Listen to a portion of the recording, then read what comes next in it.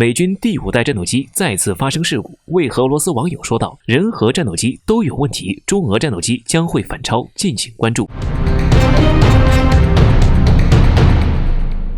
近一段时间，美军的 F-35战斗机频繁发生事故。据俄罗斯军事网站报道，美国海军的一架 F-35B 战斗机在加油期间被损坏，飞行员无法对其进行控制后，该架 F-35B 战斗机开始坠落。所幸的是，该飞行员在飞机失事的过程中安全弹出。此消息一经报道后，立刻引起了俄罗斯网友的广泛关注。其中有俄罗斯网友说道：“人和战斗机都有问题，中俄战斗机将会反超，这是为什么呢？”据分析，俄罗斯网友口中的人有问题，指的是美国海军陆战队飞行员的技术问题。因为在驾驶战斗机在进行空中加油时要十分小心，加油机与战斗机之间的距离要把控得非常准确，飞行员要进行非常多次的模拟训练以及实战训练才能进行这一项目。只有熟练掌握这一驾驶技术，他们才能够安全地给战斗机进行空中加油。显然，这名飞行员空中加油的技术不到家，否则也不会出现这样的惨剧。不仅如此，美军的 F-35战斗机自身的问题也非常严重。此前有消息称，美军的 F-35战斗机拥有上百种缺陷，并且其中很多缺陷至今都无法解决。有些缺陷对于战斗机来说是非常致命的，